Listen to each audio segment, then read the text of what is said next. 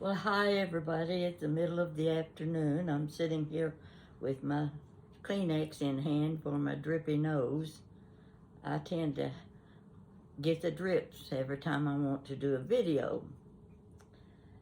I'm going to tell you a story today. And when I get through with this story, I'm going to the kitchen and I'm fixing myself a big dish of strawberry salad, and it's good. I'm telling you, you need to do it for Thanksgiving. So, my story today again is about England. I've always been a dreamer. I always dreamed of places and things and people, how exciting life could be. And of course, I've already told you, I got the chance to experience that.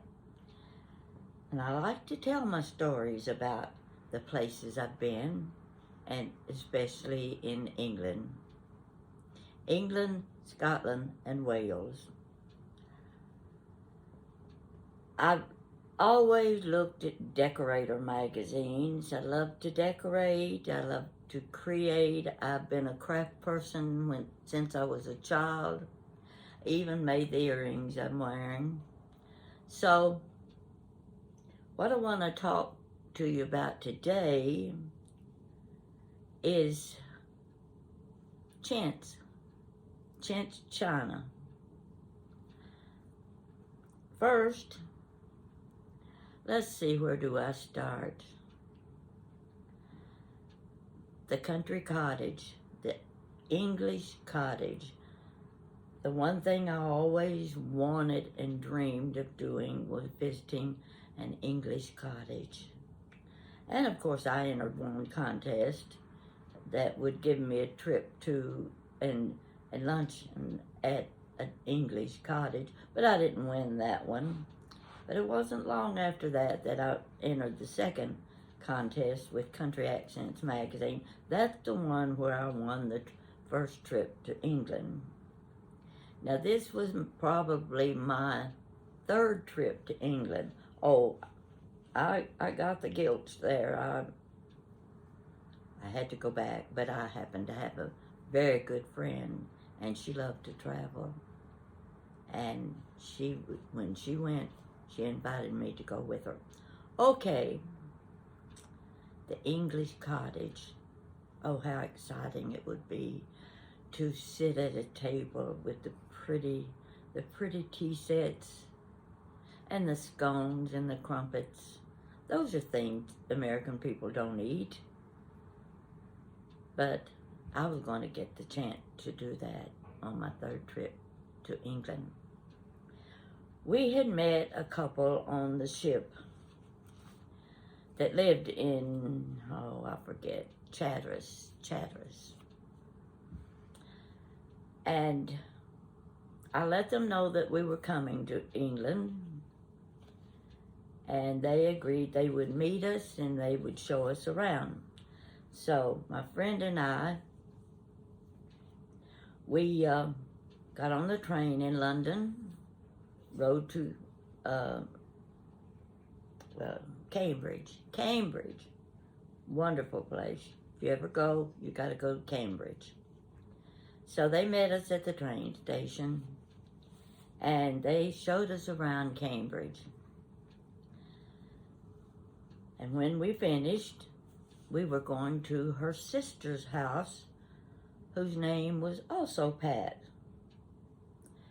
Pat lived in a house that dated back to 1832. 1832, two-story brick house. It was on the historic register. It was cold that day, just like today. Today is gloomy and rainy and got that chill in the air. That's how it was that day. But we had been invited to have tea in an English cottage. What more could I ask for than that? Well, when we got there, her roses were already in bloom. This was in March. Her little rose garden was already in bloom. and it was really cold that day. We went inside the house. I have to describe, we went in the back door, which was a big dining room type den. Big fireplace at one end. She had the fire going, and oh, it felt so good. And we made our greetings and all, and I was anxious to see what would be served to me at this tea in an English cottage. Oh, how I wish I could have filmed it. The furniture was old. The oriental rug on the floor was well worn. Everything had the antique look about it, but that's the look I like. And she appeared to be a little bit uneasy because this was sort of an unexpected experience for her too, and her husband was there. So my friend and I sat down at the table, and she started bringing in the dishes. Now, she had we had tuna sandwich with cucumber. I'd never eaten a tuna sandwich with a thin slice of cucumber on it. Very good. She had clotted cream in a pretty little antique compote. She walked in with a teapot, and it had a cozy over it. Oh my gosh. A cozy. We never had a cozy at our house. She set the tea on the table. She set plates. I'm trying to remember. She had jam, the clotted cream. She had the scones, and she had the tuna sandwich. It was sort of a mishmash of whatever. It didn't really matter because everything was perfect. I was noticing everything that she put on that table. And then she set a plate in front of each of us, and the plates were Chintz. Chintz at that time was very popular in the United States, very collectible and very expensive. Well, I knew immediately that these plates were old, and I asked her, I said, Pat, do you realize what you've got in these Chintz plates? I said, they're very popular now, and they cost a lot of money. And I said, these are just beautiful plates. Now, what she had on that table resembled this. This is a Chintz plate. See how pretty it is? It's got the wire on the back where I took it off the wall so I could show it to you. Now, Jan gave me this plate. Well, actually, I asked her if I could have it because it was the only one she had in Chintz, and I'd always been fond of the pattern. And so she gave me the plate.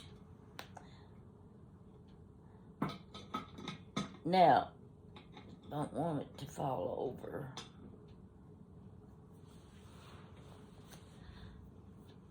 While we were eating, Pat's two sons, who were probably about 18, 20 years old, walked in. They were musicians. They worked with a band. I don't know what kind of music they played, but they were the most delightful young men I had ever met. So pleasant. Their conversation, they were funny, and they just fit right in with us. And I wasn't used to seeing young men like that being so cooperative and pleasant with older people. They told us all about their music and the travels that they did. One worked with the musical instruments and all of the sound effects, and the other was one of the singers and players. He played, I think he played electric guitar. So we enjoyed that day so much. Nothing on the table matched. Each had its own individual, I don't know what you'd call it, attraction. There was something about each thing that got your attention. So, after we left that day, my friend and I, we went back to London. We were sitting in our hotel room, and I said, you know, I've just been thinking about our trip to Chatteris and the tea in the English cottage and how wonderful it was. And I said, did you notice nothing on the table matched? The chintz plates were old. There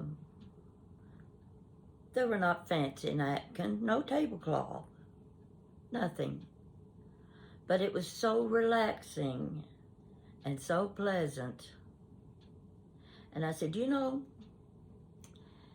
if I knew that they were coming to visit me in the United States and I wanted to make a good impression, the first thing I would do is run out to Home Goods and I'd buy new napkins. I'd get a new tablecloth. I'd have candles for candle holders.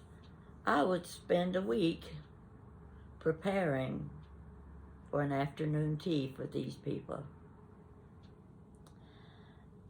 But it wouldn't have compared with what we enjoyed today. It would have made no comparison, and it wouldn't have had the memories to go with it that we will always keep with us. I said, I've always loved the chintz pattern, and to be eating off of the old chintz plates was just such a pleasure. The food was delicious. It wasn't anything that went together, you might say, but it was delicious. And the companionship and the delightful personality of our hostess was worth the trip there. It was a trip of memories. Now I'm going to show you what I've set out here on my table. There's my chintz plate that Jan gave me. See the little figurines? Those were given to me by my sister. She was 99 years old when she gave me those, and she knew her time was drawing near. And I was at her house, and she said, look around, is there anything you'd like to have? And I said, yes, I want the little Dutch boy and the little Dutch girl figurine. I knew she had had them a long time. And I think they're made of chalk. They've still, one of them, let's see, I think the little boy, he's got the label on the bottom. If I had my glasses on, I could read it. Okay, it says Roman Art Company. It gives the street address. It's St. Louis, Missouri. I don't know how old they are, and it doesn't matter to me how old they are. My sister gave them to me before she died. Now the lamp, I'm sure you noticed the lamp before in some of my stories that I've told. That lamp belonged to my oldest sister. These were my two oldest sisters. Inez gave me, she didn't give me the lamp. My sister died, and I had helped take care of her during her last few months. She had cancer. So she had a collection of pretty lamps. And my niece said, Pat, pick out a lamp. Whichever lamp you want, you can have. So I looked through her house, and I went from lamp to lamp, And this is the one I chose. And I love that lamp. So, she was my oldest sister. Ada was the next oldest. She gave me the little figurines. And of course my daughter Jan gave me the plate. Now, they may not be worth much to anybody else, but they sure are to me. They're my treasures. They have stories to go with them. Anything that you can create a story around it is worth having, because you never forget the story as long as you've got the item. You look at that and you know what the story is. I've had asked people see this in some of my videos or my photographs that I put on another website, and they wanted to know what they were and where they came from. And I do my best to try to identify these things when I can. But you see, these are treasures. They mean something to me, and there are stories with these treasures. That's what matters. That's what matters. It's how it affects you. The corner cupboard back there, it has a little story with it too. It's a nice cherry. I'd always wanted cherry furniture. So I moved from Lexington, went back home, and the dining room in the house that I bought, the lady who moved away had a corner cupboard, looked like that, in the corner of her dining room, and I just loved it. So the next thing I did, I went out to a furniture store in Lexington, and I found that corner cupboard. It's one that's made in Kentucky, made in Campbellsville, Kentucky. And I said, I have to have that corner cupboard. It's going to go in my new dining room. So that's where it came from, and that's why I bought it. Well, let's see. I don't know where I was going to go from this, but if you've got items that you can relate to a person, to a place, to other things, they're worth having. These create the stories in your life, and these bring your pleasure. And these things, I just think these are the sweetest little children here. And I just imagine what it must be like to live in Holland, countries like that, and the clothes they wore. And of course, those things I got to enjoy in movies. I love the old movies that featured the foreign countries and the way of life there. Some of you have subscribed to my channel are from Ireland. I'm just thrilled to have you following me. And I love to hear from you and learn from you. I want to learn all I can from my subscribers. And I want you to enjoy the things that I'm showing you. Now, I've got chicken on the stove. In fact, I need to get in there and turn the burner down, because I'm stewing some chicken. I'm going to make a chicken casserole. Now, you might be lucky enough for me to feature it before Thanksgiving. I don't know. I might. But it's a special recipe. I've had it I'm going to say 45 to 50 years. Everything that I talk about seemed to date back 50 years. I don't know what was going on then, but I was collecting things, that's for sure. And this chicken casserole is different. It's not like the ones you get that have the mushroom soup and the celery soup and the what have you. It's going to be like chicken and dressing. So, you look forward to that. And I'm going to get off here and go check my chicken before I let it burn. Hope you enjoyed this. And take a close look at my little Dutch girl. Isn't she sweet? Isn't that sweet? Now I'll show you. Remember the song, Little Dutch Boy, Little Dutch Girl, lie something on the hill? I wish I could remember the words. I'm going to look that up. Because it's one of those songs that you love from the old movie. Isn't he sweet? There's the lake. No, yeah, there it is. It's hard to see. Got it upside down, too. Oh, I don't do anything quite right, but it doesn't matter. There you go. That's my little story for today. My tea in an English cottage. A lifetime memory. A lifetime desire fulfilled. And I hope the same happened to you.